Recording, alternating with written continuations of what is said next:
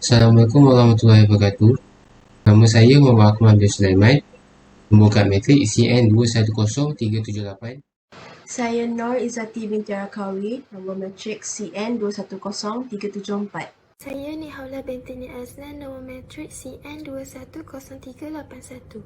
Saya Nur Zofia binti Nurjaya, nombor matrik CN210383. Saya Dr. Nasirah binti Ziroci, nombor matrik CN210255. Assalamualaikum warahmatullahi wabarakatuh. Nama saya Muhammad Nur Iman bin Ishaq. Nombor matrik saya CN210403. Saya Tiffany Rabai Anak Turing, nombor matrik CN210416. Assalamualaikum warahmatullahi wabarakatuh. Nama saya Afif Abqari bin Muhammad Zain. Nombor matrik saya DN210010. Assalamualaikum warahmatullahi wabarakatuh. Nama saya Muhammad Khairul Mudia. Nombor matrik saya DN210015.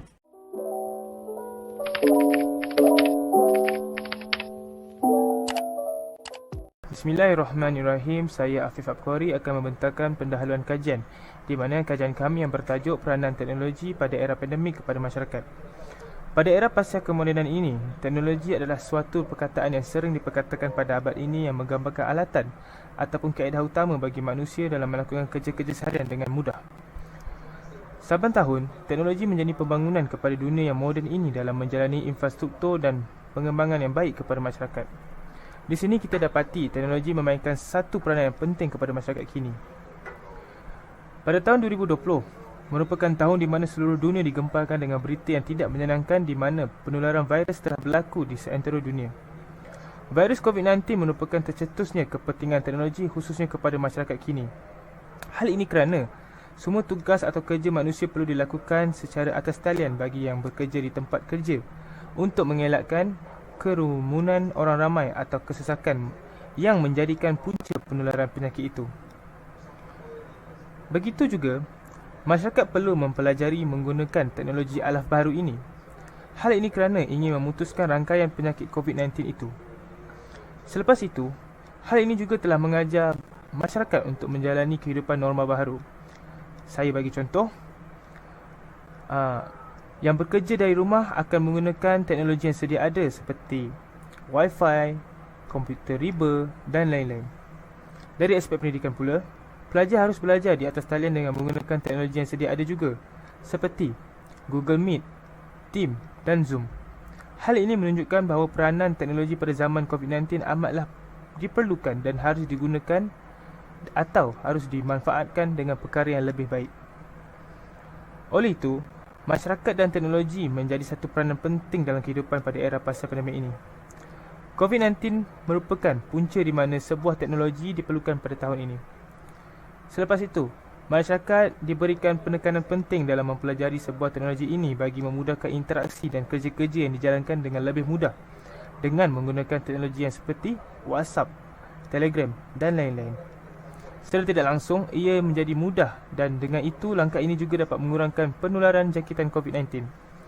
Hal ini demikian kerana risiko penularan berlaku di mana-mana sahaja berdasarkan suhu dan persekitaran semasa. Akhir sekali, terdapat pelbagai aspek yang dirungkai di dalam sains teknologi yang melibatkan peranan teknologi semasa era pandemik kepada masyarakat. Antara aspek-aspek yang berkaitan adalah latar belakang kajian, penyataan masalah, kepentingan kajian, dapatan dan analisis, perbincangan dan kesimpulan. Kesemua aspek ini merupakan peranan semasa teknologi era pada pandemik ini.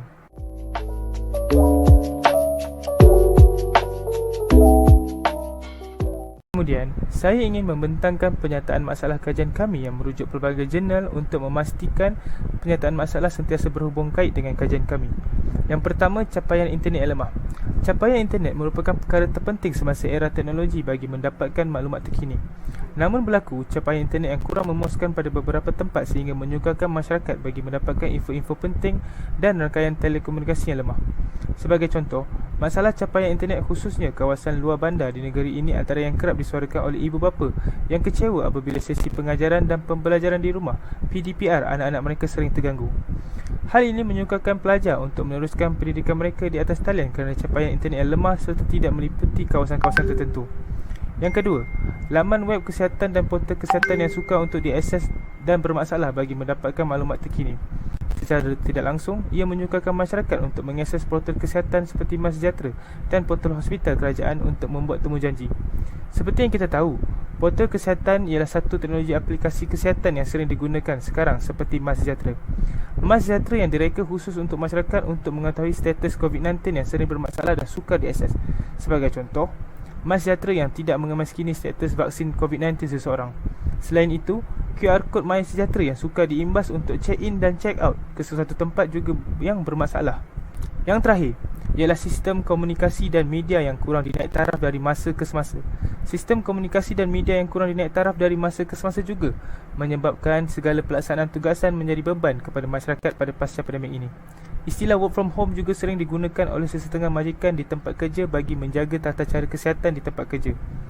Hal ini demikian kerana terdapat beberapa masalah yang dihadapi oleh beberapa pekerja yang bekerja di rumah mengalami masalah komunikasi yang melibatkan telekomunikasi di beberapa kawasan dan juga kekurangan media, iaitu media elektronik seperti alat pencetak, komputer riba dan sebagainya. Sebagai contoh, kemudahan yang kurang berbanding peralatan yang ada di pejabat bagi mereka yang bekerja dalam sektor IT atau syarikat multinasional. Majikan menggunakan talian internet yang pantas dan pelbagai peralatan teknologi yang lebih canggih.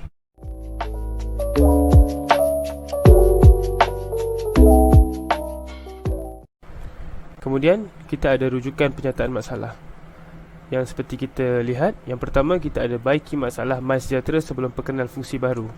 Sebagai contoh, MySejahtera yang tidak mengemaskini status vaksin seseorang. Yang kedua, QR Code yang susah untuk diimbas. Kemudian kita ada peranan aplikasi teknologi komunikasi dalam norma baharu.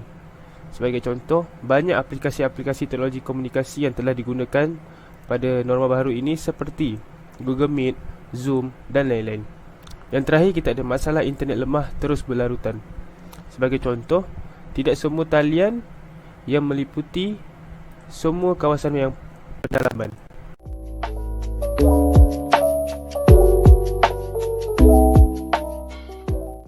Proses pembelajaran dan pengajaran dari rumah PDPR terganggu akibat faktor kelemahan capaian internet yang melibatkan beberapa kampung di Keterih, Kelantan. Situasi itu diakui golongan pelajar yang juga terpaksa mencari lokasi lain bagi mendapatkan capaian internet yang lebih baik. Internet lah masalah sini. Internet. Tapi usahalah boleh macam buat duduk mana-mana gitu. Kalau internet kita cari lain mana biasa? Kat luar ni kalau luar ni ada. Kalau luar ni ada. Kalau rumah macam duduk mana pada luar ni, baik luar ni lagi mai. Kadang-kadang terganggu macam siap kerja sekolah macam kalau nak atas tu memang lama macam tunggu cikgu minta atas. Sementara itu, bagi Hasbullah Ibrahim yang merupakan seorang guru, kekangan tersebut menyebabkan pihaknya tidak meletakkan tempoh terhadap pelajar untuk menghantar bahan ulang kaji. Kebiasaannya, pelajar-pelajar ni akan diberi masa lah untuk setiap subjek yang diajar tu. Dan setiap kerja sekolah ataupun sesi pembelajaran itu berjalan secara online. Cuma pelajar-pelajar diberi kebebasan lah untuk menyiapkan kerja sekolah ataupun jadual yang ditetapkan oleh guru masing-masing lah dalam grup WhatsApp kelas. Secara keseluruhannya, macam di kampung saya ni, kampung Bangun Lepuh ni, dari segi capaian internet tu ada sedikit gangguan lah. Maknanya kadang-kadang line tu ada, kadang-kadang line ada gangguan. Antara kawasan yang terlibat termasuk Kampung Gondang, Padang Lembek, Membatu, Pangkal Kala dan juga Banggul Lepah. Ia dikatakan berpunca akibat kekurangan menara pemancar yang tidak mampu menampung keperluan internet. Di tereng ni, dia kawasan separuh bandar, separuh pedalaman. Banyak kawasan serupa ujung-ujung lah ke Kemubu, Gondel. Dia bukan semua lain telco ada. Ada, tak ada. Jadi tu tercetusnya idea nak buat place of study ni. Dalam masa sama, isu capaian internet akan dipanjangkan kepada pihak berkaitan termasuk syarikat telekomunikasi. Kemudian, ini ialah salah satu contoh pernyataan masalah yang diambil dari kelihatan video berita Awani. Berdasarkan video ini, pernyataan masalah yang kami dapati ialah capaian internet yang lemah. Hal ini telah berlaku di kawasan-kawasan kampung Keterih, Kelantan dan akibatnya menyukarkan PDPR para pelajar. Hal ini telah banyak disuarakan oleh para pelajar, ibu bapa dan orang-orang kampung.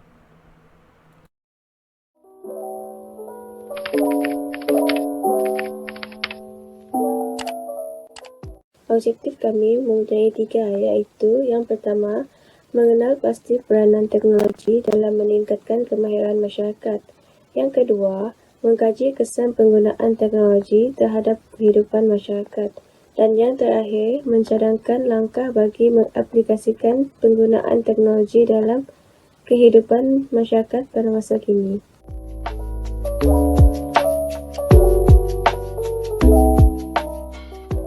Dapatan soal sidik untuk kajian ini mempunyai 3, iaitu yang pertama, peranan teknologi dalam meningkatkan kemahiran masyarakat. Yang kedua, kesan penggunaan teknologi terhadap kehidupan masyarakat. Dan yang terakhir, langkah bagi mengaplikasikan penggunaan teknologi dalam kehidupan masyarakat.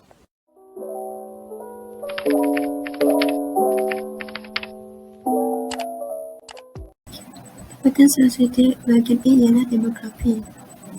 Dalam kalangan 100 responden, majoriti yang menjawab soal sidik ini adalah jantina perempuan, iaitu sebanyak 98 responden. Manakala, lelaki pula sebanyak 32 responden. Daripada perangkaan ini dapat kita lihat kalau perempuan lebih banyak menggunakan teknologi berbanding lelaki. Untuk responden bangsa, sebanyak 87 orang responden berbangsa Melayu, 3 orang responden dari bangsa Cina dan 10 orang responden dari bangsa Pribumi Sabah dan Sarawak, manakala 0 responden dari bangsa India.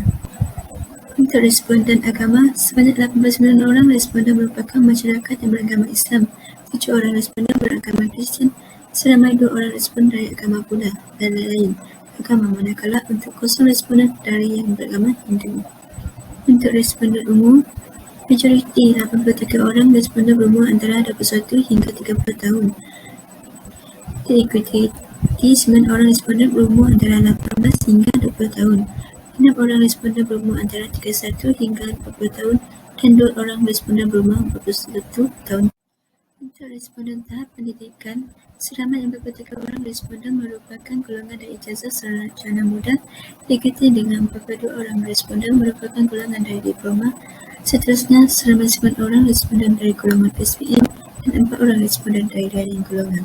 Selebihnya, seramai 1 orang dari golongan master dan doktor falsafah.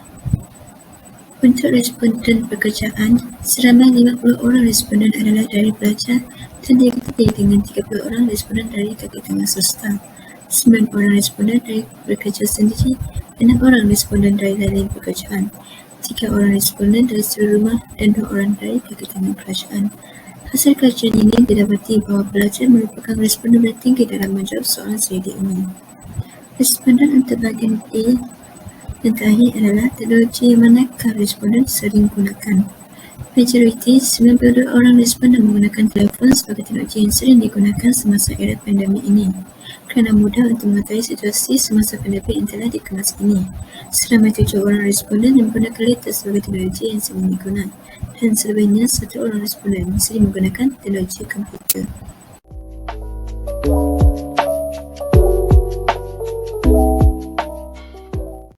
Saya akan menerangkan tentang dapatan kajian untuk borang soal sidik. Kumpulan kami membahagikan borang soal sidik ini kepada 4, iaitu bahagian A, bahagian B, bahagian C dan bahagian D. Untuk bahagian B, ia merupakan peranan teknologi dalam meningkatkan kemahiran masyarakat. Pernyataan yang mempunyai bilangan respon yang paling tinggi ialah penggunaan internet melalui teknologi sebagai alat untuk mendapatkan maklumat yang penting. Ia mendapat respon seramai 85 orang yang sangat bersetuju tentang pernyataan ini. Kemajuan teknologi pada masa kini dapat dilihat berkembang dengan sangat pesat, tak kira di dalam negara kita ataupun di luar negara.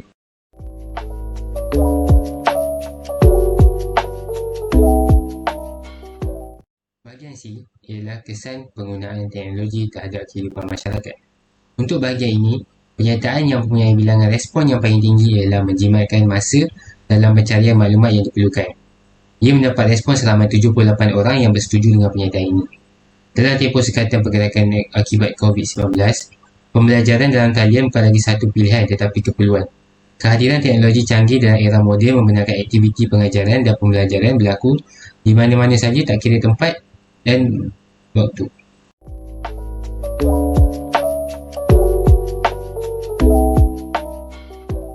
Bahagian D ialah langkah bagi mengaplikasikan penggunaan teknologi dalam kehidupan masyarakat.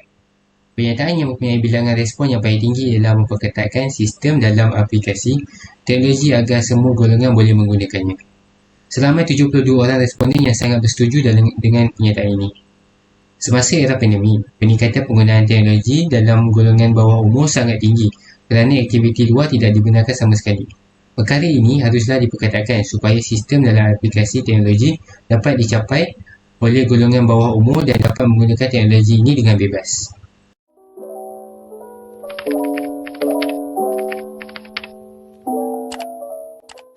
Saya akan membentangkan perbincangan.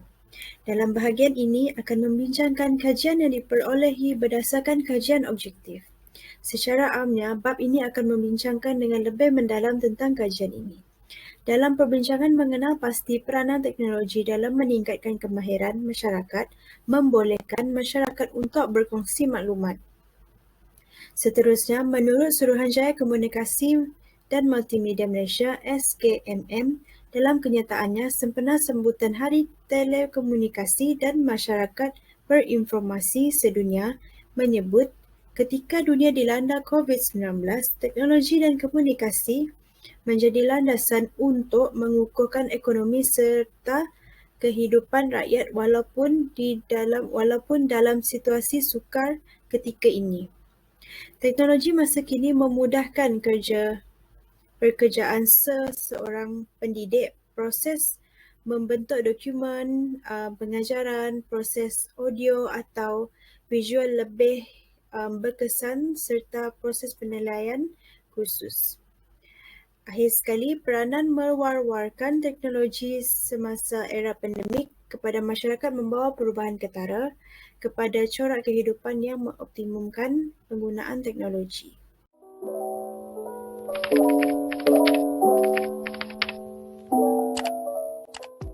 Kesimpulan, teknologi ialah boleh diterangkan aplikasi sains dan mereka mencipta alat-alatan yang mampu meningkatkan keupayaan manusia.